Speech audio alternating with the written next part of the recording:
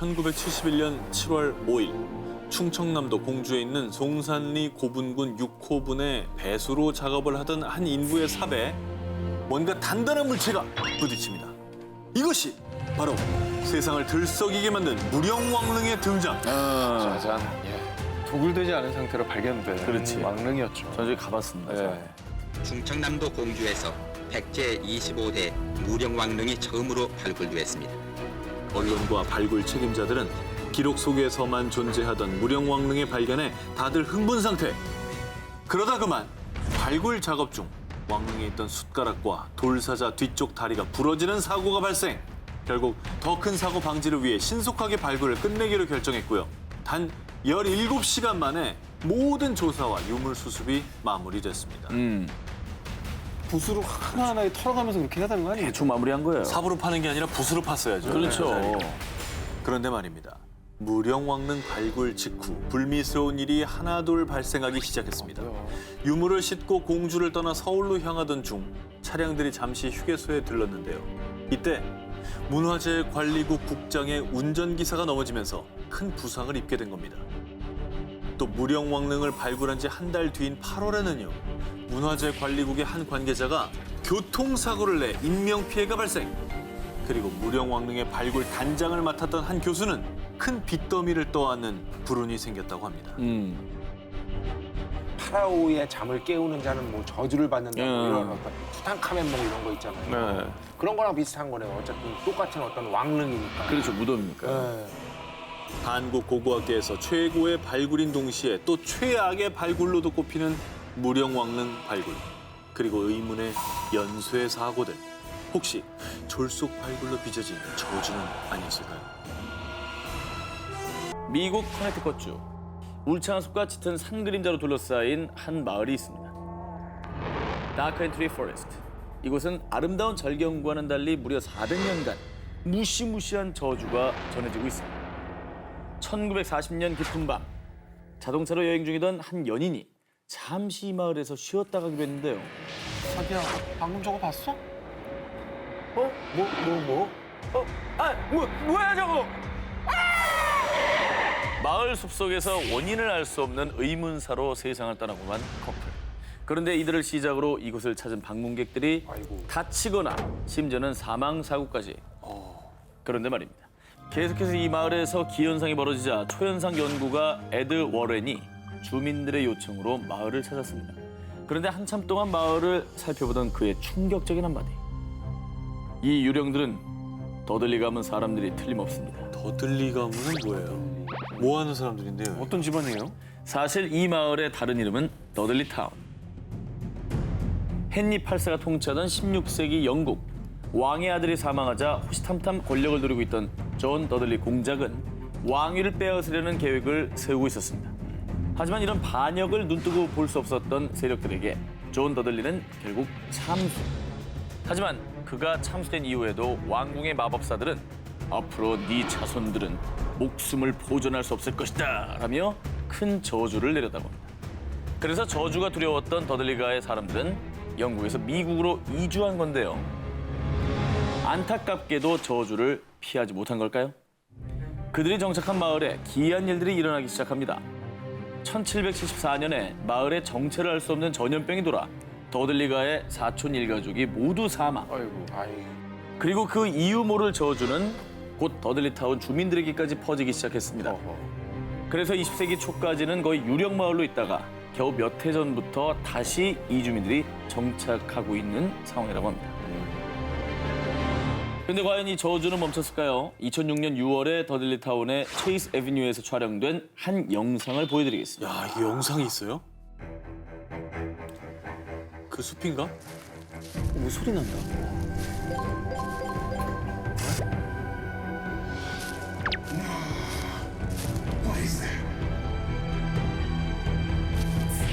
우와! 자, 그 뒤에 이 영상은 법의학 심리학연구소에 제출이 됐는데요. 전문가들도 설명할 수가 없는 현상이다라고 결론 내렸다고 합니다. 자, 그리고 지금까지도 이 더들리타운 근처를 방문한 이들은 저마다 두통을 호소하고 정체 모를 그림자를 발견하는 등 오싹한 경험을 했다는 경험담이 이어지고 있습니다. 정말 이 모든 게 400년간 이어져 내려온 저주 때문일까요? 남양 특집 2탄 2018 여전히 풀리지 않은 저주 19 8위 공개합니다. 300년 넘게 이어진 모모의 저주. 안타깝게도 임신입니다. 선생님 안 돼요. 이 아이도 저주에 걸릴 거라고요. 아니 임신은 축하할 축하할 일인데. 일인데 네, 저도 해놓고 좀 이상한데요? 이 이야기는 지금까지도 콜롬비아 안티오키아주의 마을 야루마를 뒤덮은 풀리지 않는 저주입니다. 야루말 마을의 주민은요, 잠재적 환자를 포함해 90% 이상, 무려 약 5천 명이 치매라 불리는 알츠하이머병 환자. 그런데 말입니다. 이 야루말 사람들의 알츠하이머병은 매우 특수한 케이스였는데요. 전염병도 아닌데 온 가족에게 퍼졌고요. 3, 40대 젊은 사람에게도 병세가 시작. 게다가 야루말 마을 사람들의 알츠하이머는 기억력 이상 문제가 무려 3배나 빠르게 진행됩니다. 왜 그럴까? 그래서 아이를 가진 부모들은 혹시나 자녀들에게 이 병을 물려줄까 하는 걱정에 아이를 갖지 않거나 유산까지 하는 극단적인 선택을 했고요. 병에 대한 불안감 때문에 술, 마약, 심지어 자살을 하는 사람까지 속출. 그래서 결국 콜롬비아 정부는 이 비극의 원인을 파악하고자 전문가들로 구성된 조사팀을 야루말에 파견했습니다. 아니 치매가 90%면 진짜 너무 상식을 뛰어넘는 발병률이잖아요. 그런데 한 가지 특이한 점은요. 다른 마을에서 이주해 온 사람들은 알츠하이머에 걸리지 않았고 야루말에 약 300년 전 대대로 이 마을에 뿌리를 내리고 살아온 주민만이 알츠하이머에 걸렸다는 겁니다. 그러니까 마을 초기에 모였던 사람들 중에 그 인자가 좀 퍼지면서 그렇죠. 그렇게 된 게 아닐까요? 맞죠? 비슷합니다. 1997년 안티오키아 대학의 신경과 전문의인 로페라 박사는요. 유전자 검사를 통해 이 마을 사람들에게 공통으로 있는 파이사라는 유전자를 발견. 이 유전자는 과거 이 마을에 존재하던 근친혼 때문에 생긴 돌연변이라는데요. 그래서 수백 년간 이어진 근친혼으로 염색체에 이상이 발생해 이런 현상이 나타나는 거라고 추측했습니다. 한편 알츠하이머 저주를 두고요. 풍문에 의하면요. 300년 전 야루말로 시집온 한 여성이 갑자기 가족들을 알아보지 못하고 욕을 퍼붓거나 하루 종일 음식을 꾸역꾸역 먹는 등 이상 행동을 보였는데요. 그녀가 실성했다고 생각한 주민들은 매몰차게 마을에서 그녀를 내쫓았고요. 결국 얼마 뒤 그녀는 죽은 채로 발견됐답니다. 그런데 그날 이후부터 그녀와 비슷한 증세를 보이는 사람들이 나타나게 됐다는데요. 그녀가 원한을 갖고 마을 사람들에게 저주를 내렸다라고 믿는다고 합니다. 지금까지도 무수한 추측과 가설뿐 아직도 정확한 원인이 밝혀지지 않은 상태인데요. 이 끔찍한 저주의 고리는 대체 언제쯤 끊을 수 있을까요? 남양 특집 2탄 2018 여전히 풀리지 않은 저주 19 이번엔 7위 공개하겠습니다. 전 어때? 좀 하태!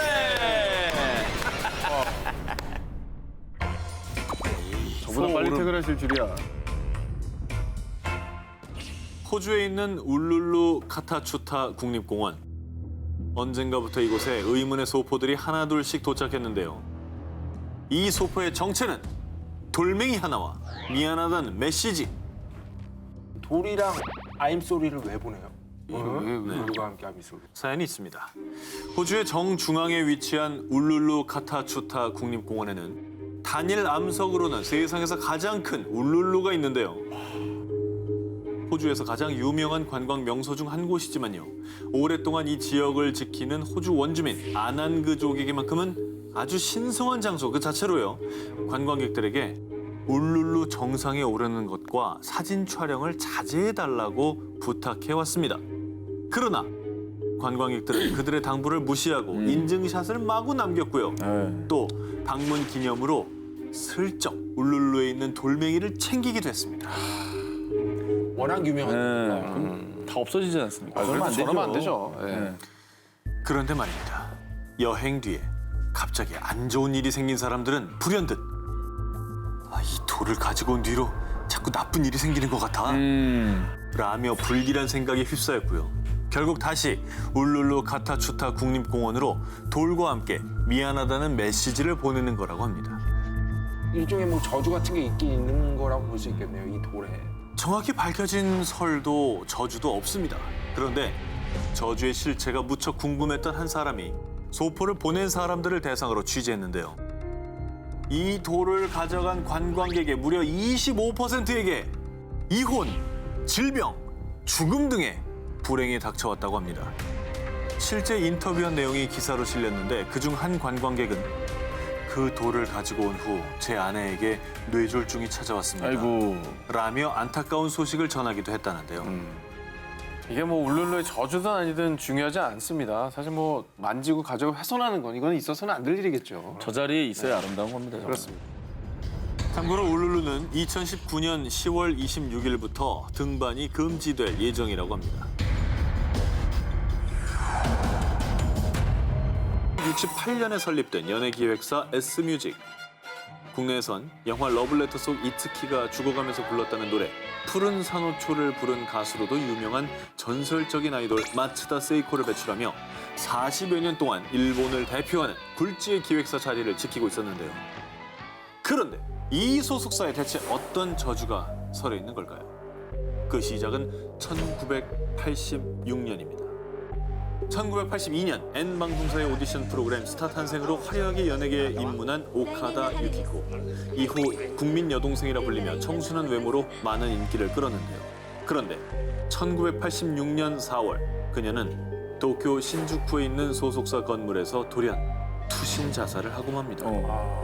당시 정말 초절정 인기를 얻으며 승승장구하던 그녀였기에 갑작스러운 자살은 일본 국민들에게 큰 충격이었습니다. 그런데 2000년 7월 그녀의 매니저였던 미조구치 노부루조차 소속사 건물 화장실에서 자살로 생을 마감하자 사람들은 S뮤직의 저주가 아니냐며 수군거리기 시작했습니다. 아니 근데 왜 이유도 없이 저랬을까요? 대체 연속으로.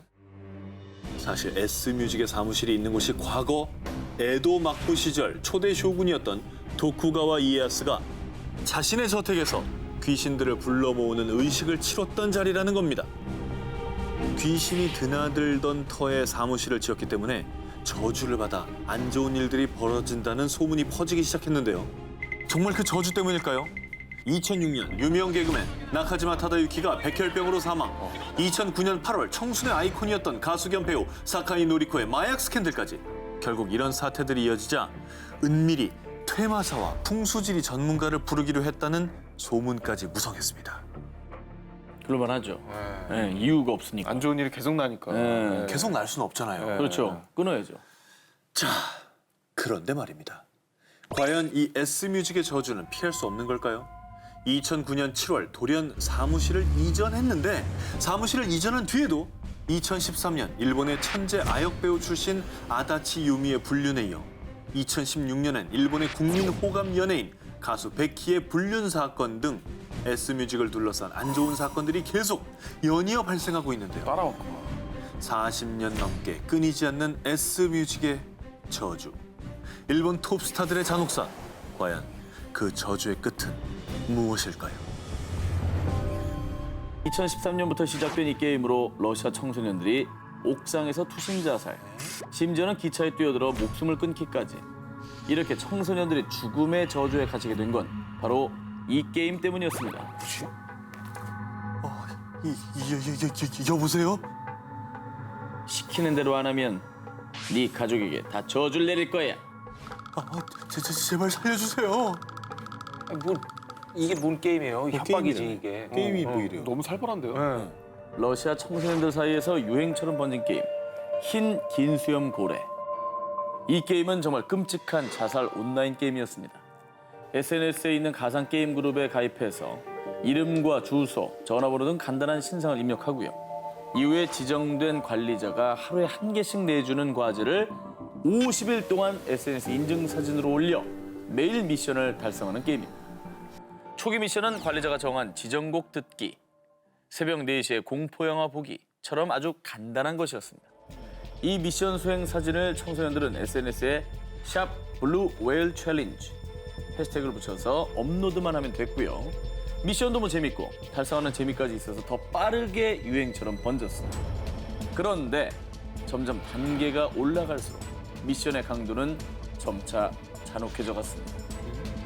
예를 들면 자신의 팔에 칼로 흰 긴 수염 고래 새기, 저걸 해요? 저걸 해? 면도 칼로 가족 중에 한 명을 찌르기. 가족을 찌른다고요? 네. 이게 미션이에요? 범죄지. 그런데 이 게임의 더 끔찍한 최후. 이 게임은 당신이 죽으면 승리하는 겁니다. 스스로 죽기 힘들다면 우리가 당신을 도울 것입니다. 바로 게임의 최종 미션은 자살이었습니다. 아이고.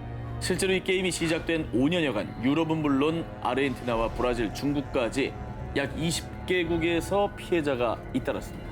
러시아에서만 무려 130명의 학생이 극단적인 선택을 했다고 추정된다고 합니다. 뭐냐? 이 저주 게임에 너무 심취한 나머지 현실과 게임을 구별하지 못하는 상황이 발생한 것이죠. 아니 근데 또 나름 그 공권력이 굉장히 강한 나라 아닙니까? 그렇죠. 러시아 같은 경우는 푸틴 대통령 이런 거 가만 안 있었을 것 같은데. 불공고. 정말 다행히도 여러분들이 걱정해 주신 것처럼 이 악마들은 잡혔습니다. 이 게임 관리자는 한 명이 아닌 여러 명이 조직적으로 운영을 했는데요. 한편 이 게임을 개발한 러시아인 필립 부데이키는요. 자살한 애들은 사회의 쓰레기들이에요. 나는 사회를 청소했을 뿐이라고요. 정말 끝까지 제정신이 아닙니다. 죄 없는 학생들을 노린 끔찍한 저주. 부디 다시는 아이들에게 이런 죽음의 그림자가 그리우지 않기를 바랍니다.